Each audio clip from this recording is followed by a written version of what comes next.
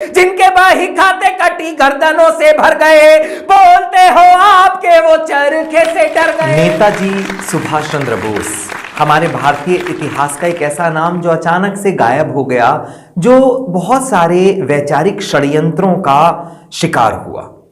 आज एक कविता आप लोगों तक नेताजी की जयंती पर पहुंचाना चाहता हूं, सुनिएगा। ये मेरी वो कविता है जिसने सौरभ को सौरभ सुमन लिखने का अधिकार दिया, अपने नाम के आगे कवि लिखने का अधिकार दिया। मैं पंक्तियां देता हूं, सुनिएगा।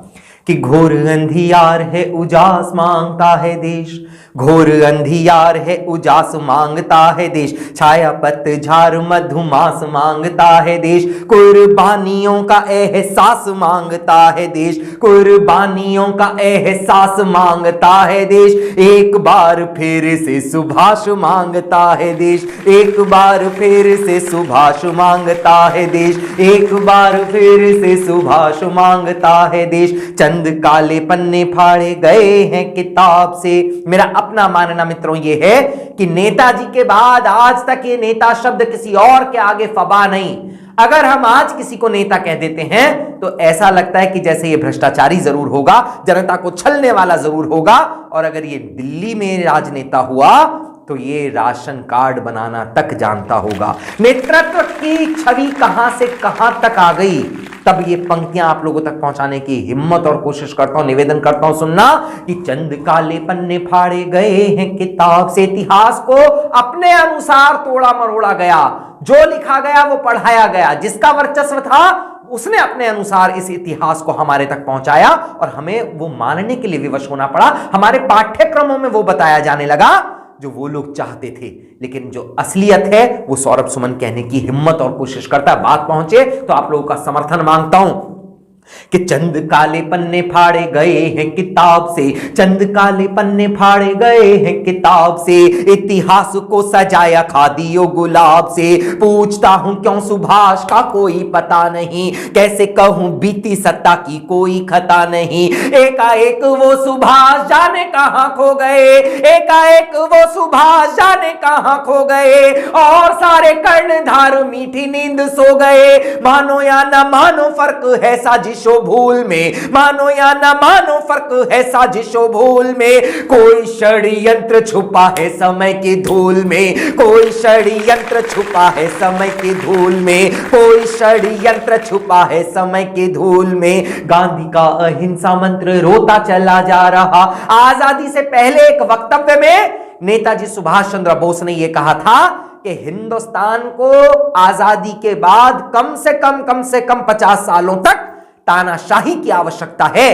अगर हिंदुस्तान को हम लोगों ने लोकतंत्र दे दिया तो ये लोग भ्रष्ट हो जाएंगे। दोस्तों, आज सौरभ सुमन आप लोगों से एक प्रश्न पूछता है कि एक बार आईना उठा करके देखना कि हम लोग कहां तक भ्रष्ट हो गए।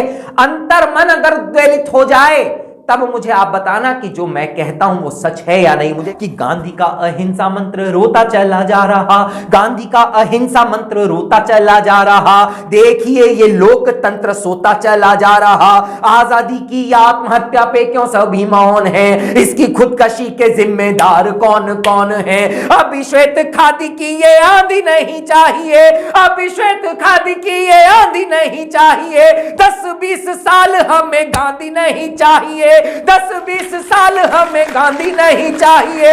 सोए हुए शेर की तलाश मांगता है देश, सोए हुए शेर की तलाश मांगता है देश।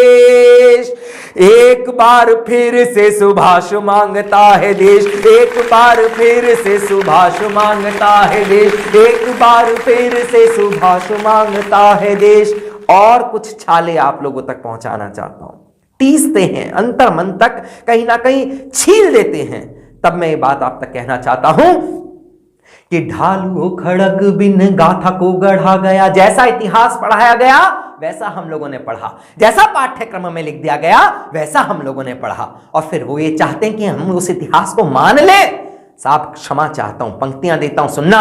कि ढालू खड़ग बिन गाथा को गढ़ा गया, आजादी का स्वर्ण ताज खादी से मढ़ा गया, लाल किले में लगा दी क्यारियां गुलाब की, तारे जाके बैठे हैं जगह पे आफताब की, तारे जाके बैठे हैं जगह पे आफताब की। आजादी की नींव को लहू से था भरा गया, मिली नहीं भीख में आजादी को वरा गया।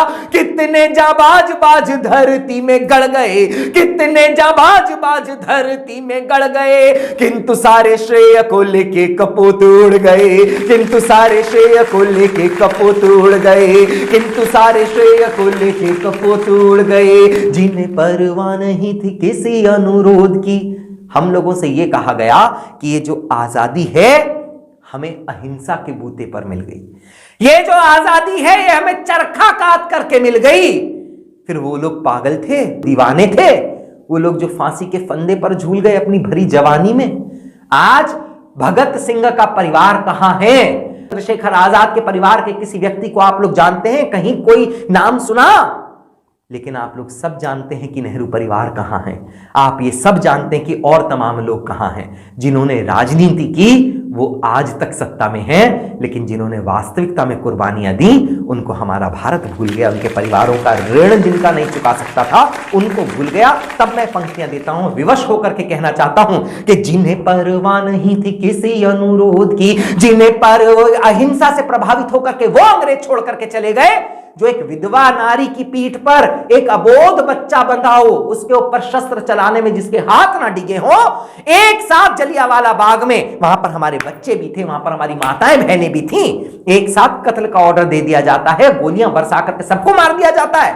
तब उनका कलेजा नहीं पसीजा, वो चरखे से डर करके चले गए, चरखे की अहिंसा से प्रभावित होकर के चले गए। इससे बड़ा चुटकुला कोई हो नहीं सकता। उसके विरुद्ध पंक्तियां पढ़ता है सौरभ, आप लोगों तक बात पहुंचाता हूं कि जिन्हें परवाह नहीं थी किसी अनुरोध की, जिन्हें परवाह नहीं थी किसी अनुरोध की, बेवा सिंघनी की पीठ पे बंधे अबोध की, बेवा सिंघनी की पीठ पे बंधे अबोध की, काला पानी जेल की दीवारें चीखती रही, सावरकर के जख्म की दरारें चीखती रही, जिनके बही खाते कटी गर्दनों से भर गए, जिनके बही खाते कटी गर्दनों से भर गए, बोलते हो आपके वो चरखे से डर गए, बोलते हो आपके वो चरखे से डर गए।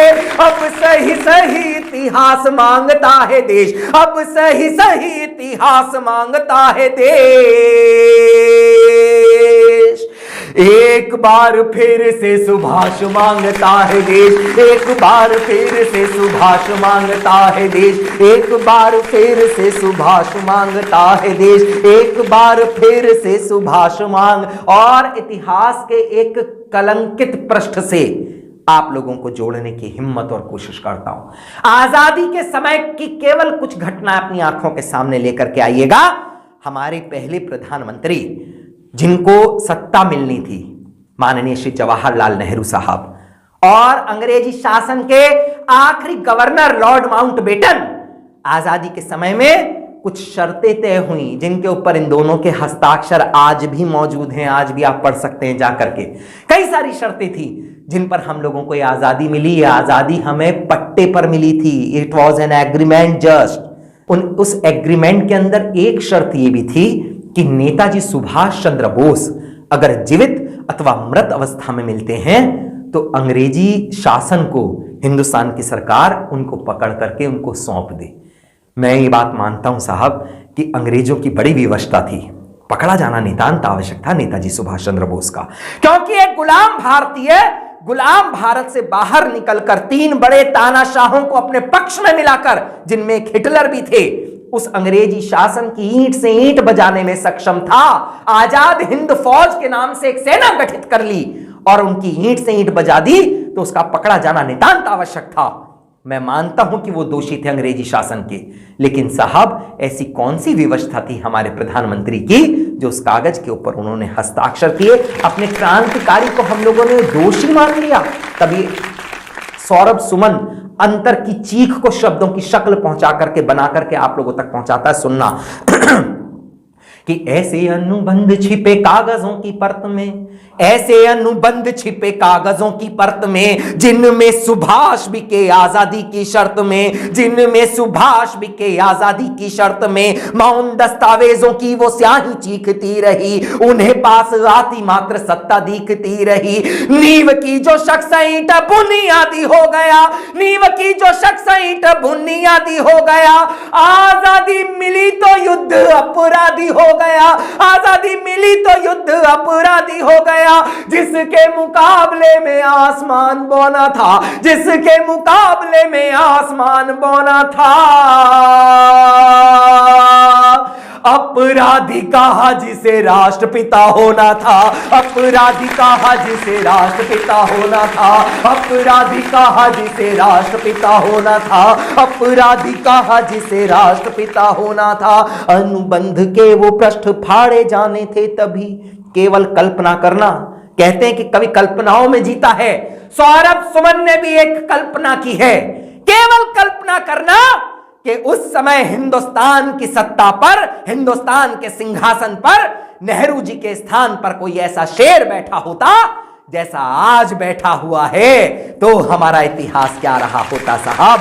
हमारे हिंदुस्तान के शौर्य के अनुकूल कोई सत्ता करने वाला काश हमें उस समय मिल गया होता, तब ये हिंदुस्तान बताता कि हिंदुस्तान का इतिहास स्वर्णिम अक्षरों में कैसे लिखा जाता है। सौरभ पंक्तियां पढ़ता है कि क्या किया होता नेहरू जी ने, कि अनुबंध के वो पृष्ठ फाड़े जाने थे तभी, अनुबंध के वो पृष्ठ फाड़े जाने थे तभी, अनुबंध के वो पृष्ठ फाड़े जाने थे तभी।